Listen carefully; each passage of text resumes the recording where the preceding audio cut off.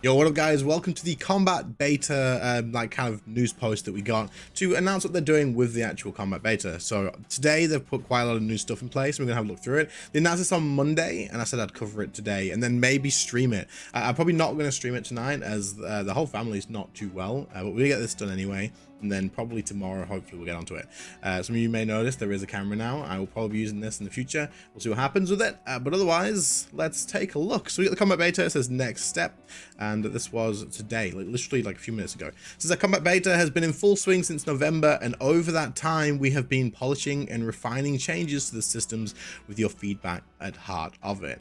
We are drawing close to a release, which is insanely good to hear, into the live game. And for this final stretch, we really want to get the feel just right, and that is where today's update and you the players jump in. Perfect. So we are going to have a look at this definitely on stream. I've not done the beta at all yet, but honestly it kind of makes sense that if I'm going to play it even just once, then I should do it when it's like closer to launch anyway. So we'll definitely have a look. Is this beta different than the previous ones? So this beta patch is being pitched and released as a release candidate. Okay, cool. Now I say pitched if something goes wrong and we need to return to the drawing board, we will, and this will need to cook a little while longer, but the aim of this patch would be to refine the systems and clear up any standout issues. Perfect. So we actually are probably very close. I wonder if they're going to give us like an estimated date. Probably not, but hopefully not too far away, right? What this means is that it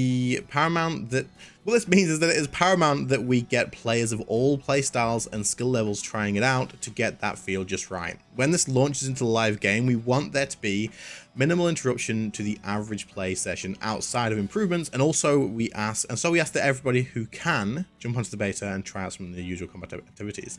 So if you guys literally just do Slayer, or if you like, I don't know, if you rarely PVM and maybe you're just learning, then it is definitely worth you still getting on and trying it out, because obviously if you have just the high level players, the people that commit to playing every single day do it, then it's going to be different like feedback and information for Jagex. So definitely get on there, and especially like if you are someone who isn't a top tier PVMer, then do get on there because you can give the feedback that suits it around you as well, you know, so it's better for yourself. If you're a PVM god and smash your way through bosses, or just want to get your daily combat challenge done, try out your usual combat scenarios and let us hear from you on how they play and feel with these changes under your belt. Cool.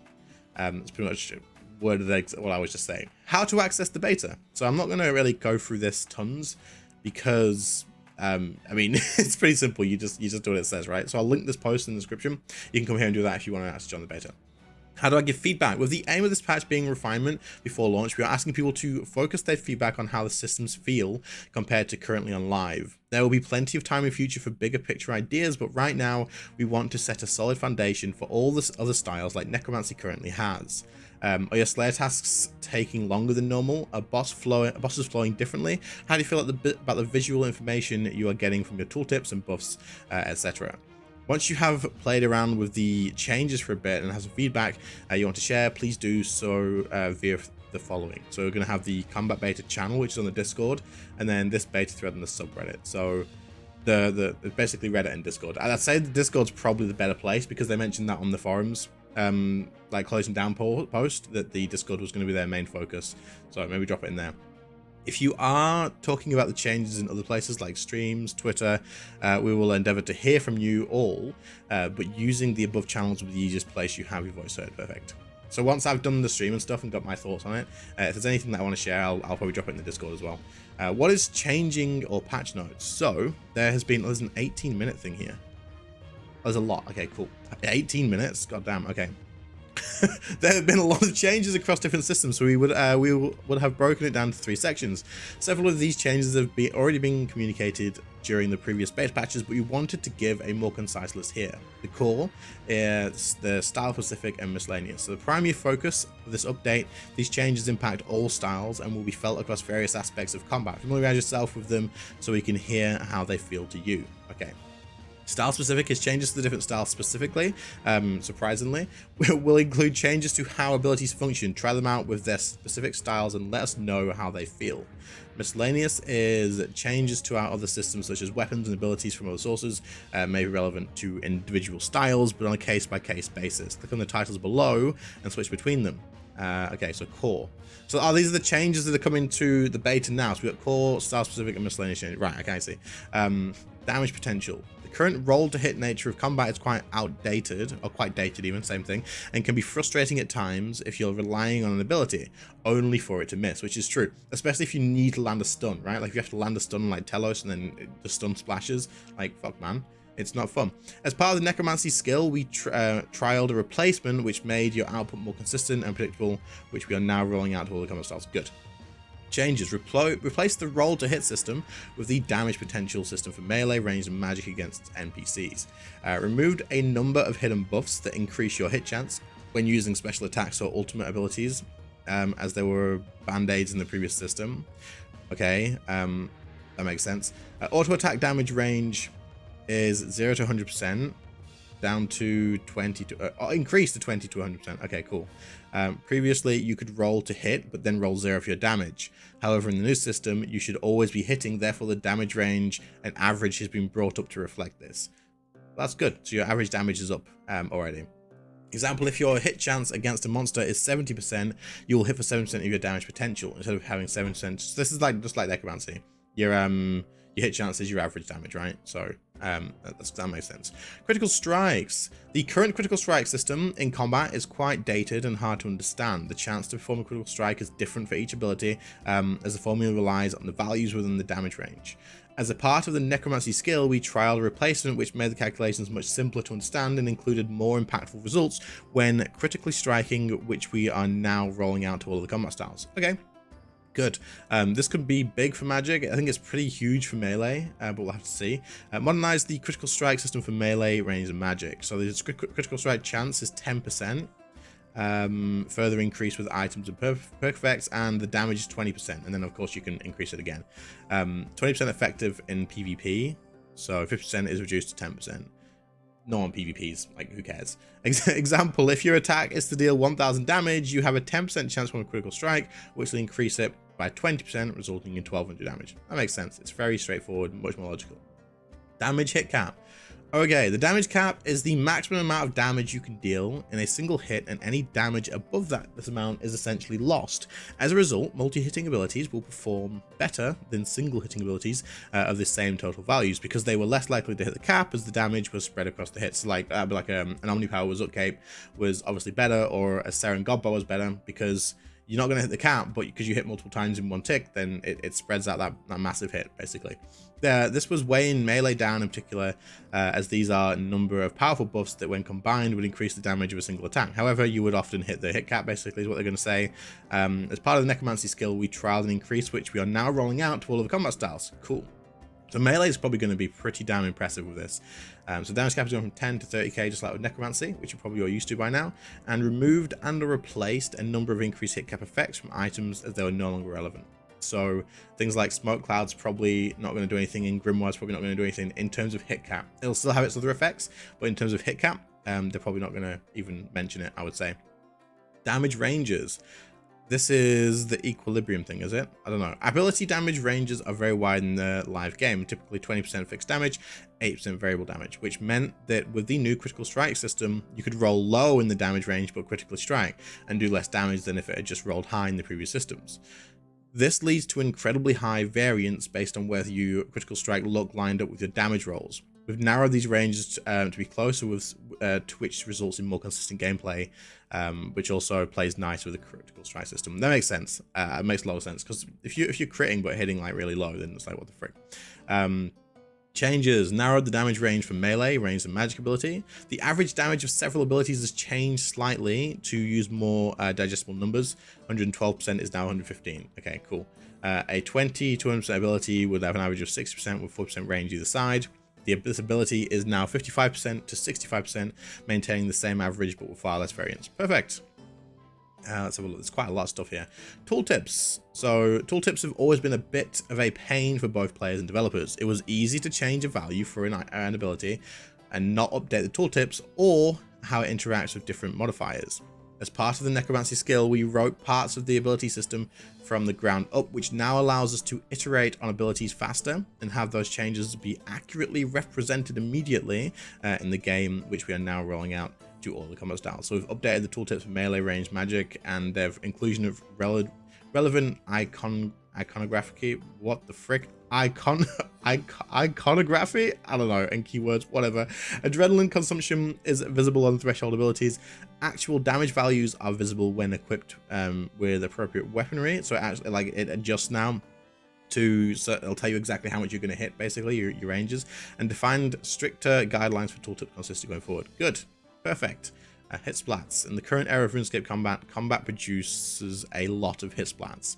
The system is handled by the engine, so numerous changes require engine support.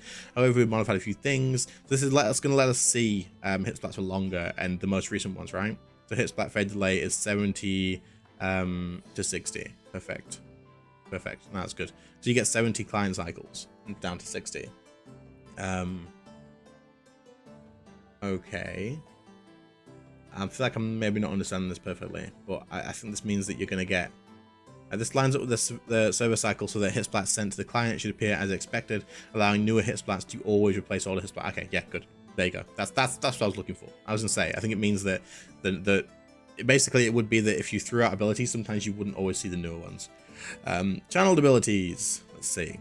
So added a channel bar component to the top level interface that is now displayed when using a channeled ability.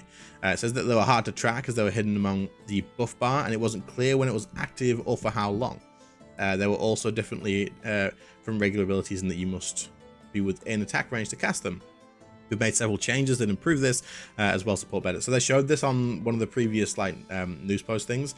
With melee can now use channel abilities as long as you stay in one tile as well, as long as you stay in range. But this is definitely a lot better. I wonder if they'll change that for magic as well. So like, say if you use asphyxiate, if you can move with that, but probably not. Probably not. Remove channel ability presence from the buff bar. Channel abilities can now cast out of range. It will now cause the player to run into range and cast as expected. Fixed number of issues with Revolution being slow to act after finishing a channel ability. Cool. And you lost a bit of DPS on Revolution after channel abilities, if you didn't know. Action bar improvements. Let's see. So, modernizing the action bar is an iterative process, so we're making a few small improvements that should increase general readability. The action bar slots will now highlight briefly with the gold outline when interacted with. Good. Action bar slots, that'll be good for people watching, people to like try and learn, you to see what you're clicking and stuff, if you don't have an on-screen like key tracker thing. Action bar slots of abilities will now show the cooldown in text form for the ability cooldown in the center of the slot. This feature has been enabled by default but can be toggled off. Cool. Global cooldown will no longer display the ability cooldown in text form to remove visual clutter, and remove the white flash that occurs at the end of the global cooldown rotation graphic. In future, we would like to add something subtle, but for now, this keeps flashing relevant to the specific abilities as opposed to having your entire item light up. They should do something to indicate the global cooldown. I think, especially for, I mean, for ticking, right? It's not something that's a big deal. People, like, I would say less people 4-tick than actually do, but this was very useful for people trying to learn 4-ticking. But there you go. Action bar slots that have no relation to the global cooldown will no longer display it unnecessarily. Teleport towards retreat makes sense. Action bar slots will no longer flash unnecessarily when swapping weapons.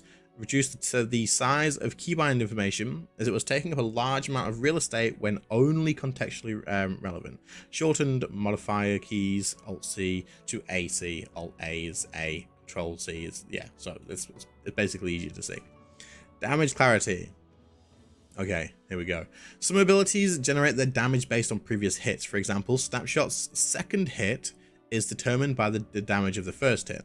Abilities like this can have unintended consequences, such as scaling additional effects oddly. A good example is Snapshot's second hit scaling up of Ruby Bolt's damage. To make combat easier to understand, we're moving towards unlinking these abilities so the damage rolls independently. So that probably makes more sense, to be fair. Removed all linked damage rolls such as Snapshot, Greta, Ricochet, and Snipe with Enchanted Nightmare Gauntlets.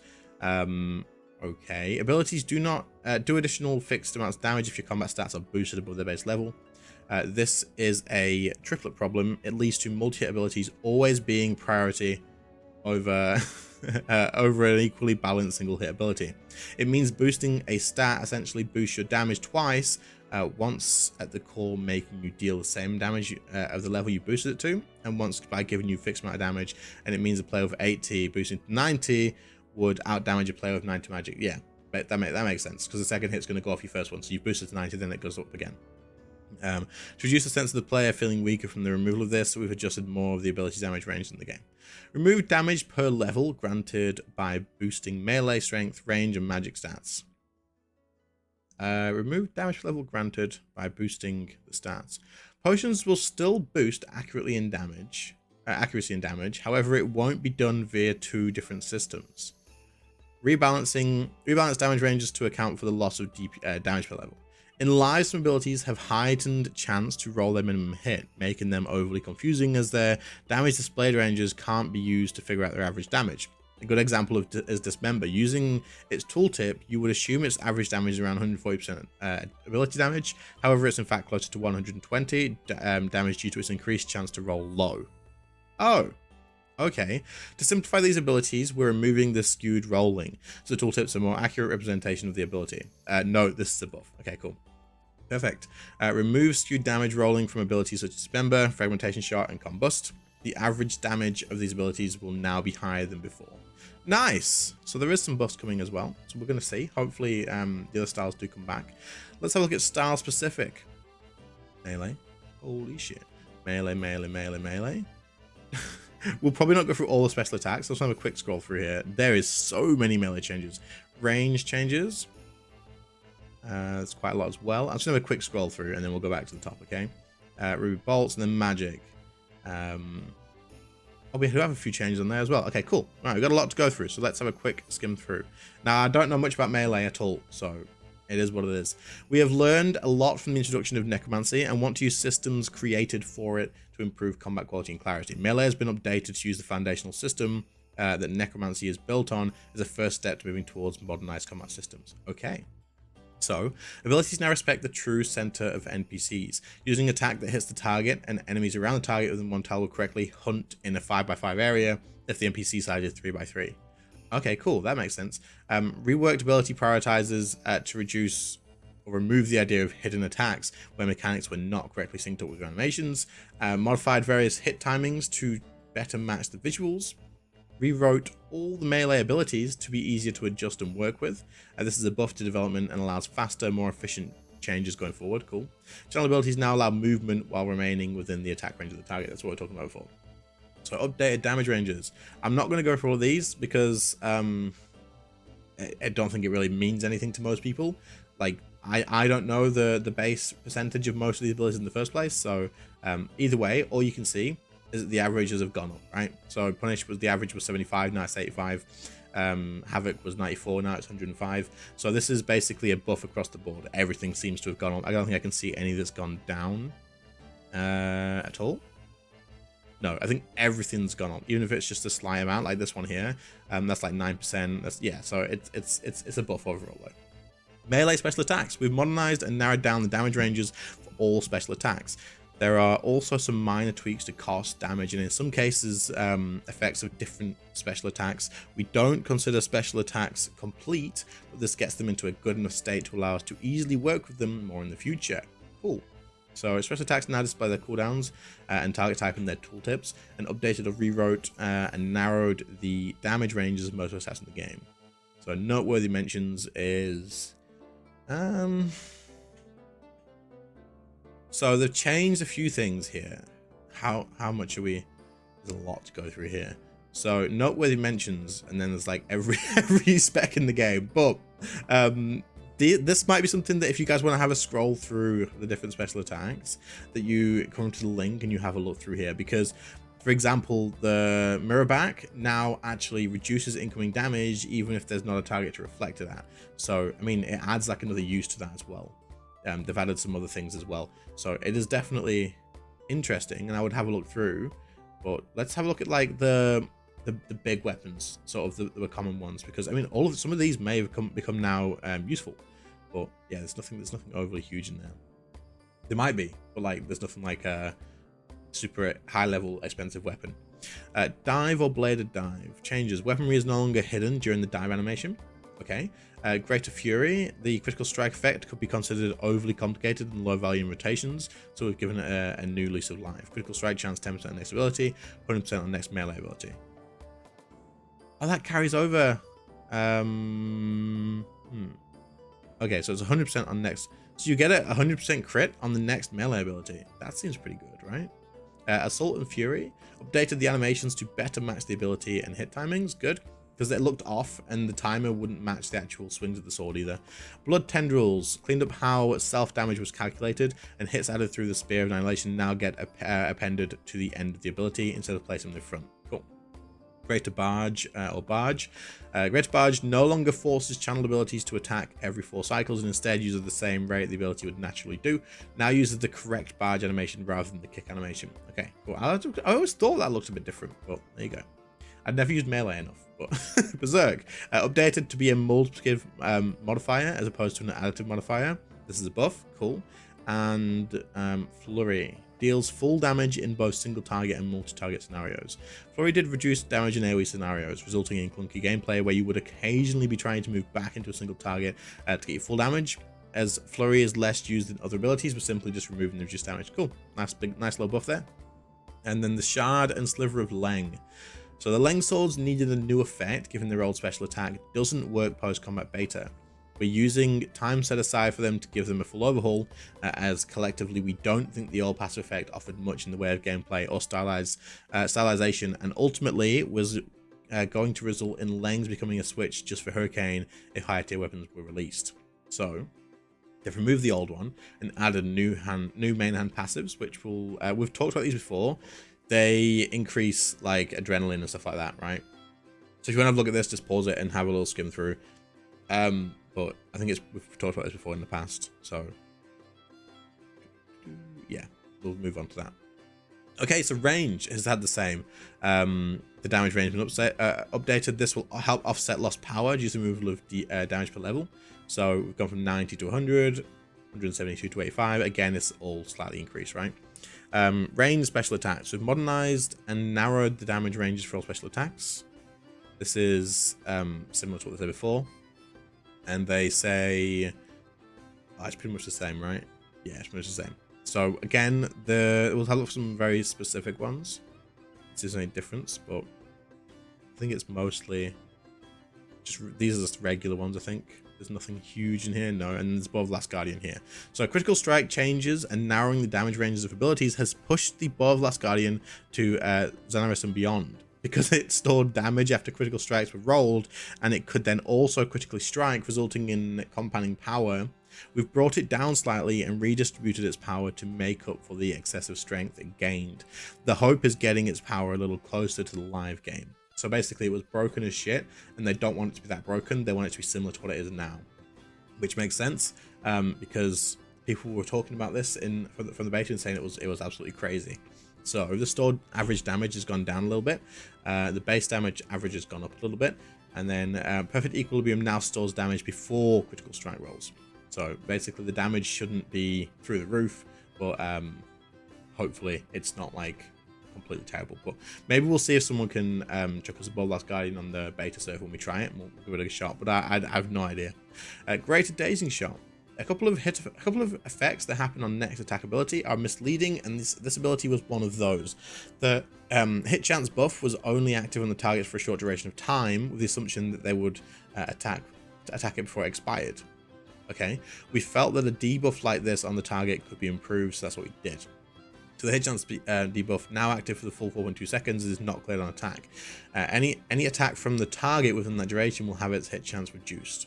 Perfect. Cool, that makes sense. Shadow Tendrils. A while back, Smoke Tendrils had a little quirk that forced it to critically strike, and we built that into the ability identity in the live game. Shadow Tendrils has the same quirk if the player is using certain buffs, so we're cementing it into the ability identity. So it will always crit, I think. Yeah, guaranteed to crit. Nice. And the hit count is 2 to 5. Okay, perfect. Cool. That's good. Ruby Bolts, Blood Forest. With the critical strike changes and increased damage count, Ruby Bolts were overperforming. Yeah, because Ruby Bolts would have been hitting 30Ks pretty much non-stop. We have redesigned them to reduce both damage and complexity, meaning it will no longer reduce your damage in certain situations. It is no longer hard to figure out its chance to proc, and it no longer has a hidden cooldown. Perfect. Deals 20% of the target's current health, capped at 12k. Okay, increases the damage of the attack by 50% ability damage. And if an ability has a damage range of 34%, if Rubot procs, it will instead be treated as a 90% ability. 6-second cooldown is now like 0, so it can proc that again and again and again, and it deals 10% of your life points as recoil damage. So it deals 5% of your life points as it goes from 10% to 5%. Yeah, because you used to lose health whenever one of these proc, right? But now it's 5%. 5% proc chance reduced by 1% for each 1 million HP your target has. So it'll proc less. Is this max health or current? I don't know. I don't know if this is max health or current, but it says current health here, so I'm going to assume that it's current, but I don't know. Magic, updated damage ranges. So again, this is to keep it from the removal of damage loss thing. So they're all gone up a little bit. Magic special attacks. Anything in here? This is saying the same thing, right? Yeah, it does. Okay, cool. So I don't think there's going to be anything specifically more amazing in here. Yeah, cool. Metamorph. Okay, so the 62.5% increase didn't look right in the tooltip, and the ability is underused, so we're upping it slightly. So it's going from 62 to 66. Okay, the 62.5% didn't look right, so now it's 66. I mean, at least it's not like 0.5, right? So that's gonna, Metamorph is gonna give some more damage now. Magma Tempest, value should come in from the ability itself, not a hidden inconsistency that lets an auto attack be threaded in.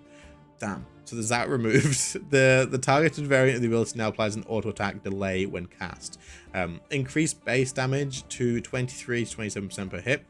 So it's a little bit of a buff, resulting in a total average of 200% ability damage. Perfect. So they've removed the fact that you can use an auto attack, which I didn't really use for the extra damage. I used it for like if you want to cast smoke cloud and stuff. But either way, you get more damage out of it now. Rack and Ruin. Now with the added Ruin, we want to explore giving the ability a more combo potential without compromising its identity. The combust extension effect is now stacked based, benefiting from abilities such as Greater Chain that cause it to hit multiple enemies. The additional hits for combust are capped at 15. Ah, perfect. Okay, cool. So there is a few buffs. We'll definitely try them out. But that's the changes to magic, melee, and range. This is a super long video. Holy shit. I just realized it's 27 minutes long. So I will do my best to timestamp like the melee, magic, and range bit and the core styles, that sort of stuff as well. Damn, it's crazy. So I don't even know. Global cooldown abilities. Less combat experienced players often fall into issues with abilities that can be cast during the global cooldown, but only sometimes, namely Surge, Escape, and Dive, where if players use them on specific cycles, these abilities will consume the global cooldown and generate adrenaline. Basically, what this is going to do is, now they've already talked about this, you can cast it during the global cooldown, and it won't give adrenaline, but it also won't consume your global cooldown. So if you have an ability available, when you cast it, it won't actually take it. So then you can carry on to use another ability. It makes a lot more sense. Equilibrium. Now I just rolled for this and failed, so hopefully I don't need it anymore. The Equilibrium aura and perk have suffered negatively from narrowing the damage ranges on each of the styles. Whilst previously a solid perk, it's now close to useless. As a result, we're giving it a full redo. We originally looked at making the Equilibrium perk disable critical strikes, but give a large amount of ability damage. While we like this effect, it negatively affected players that already had it on their gear. Okay. We're going to rework the Equilibrium perk to something simpler and look to add other effects to a future perk. So the aura has been redesigned. Now increases the player's ability damage stat by 12%, but prevents player from crit. Oh, wait, hold on. So is they still doing this? We're going to rework it to something simpler and look to add other effects to the future perk. Okay, Equilibrium. Oh, that's the aura, the Equilibrium aura. Okay. The perk now increases your ability damage stat by 0.5% per rank. This will now apply the base level increased damage over time. Has been renamed Eruptive, and the old name applies positive and negative, which no longer fit the new effect. Perfect. So that makes sense. That makes a lot of sense. I thought this was the perk then for a second. Mobile perk or Shadow's Grace. They no longer cause Greater Barge Blade die to generate half adrenaline. Bug fixes. Oh, we're nearly done. We're nearly done. Changes. Revolution no longer delays the player after casting channeled abilities, such as Great Construct Blast. Good.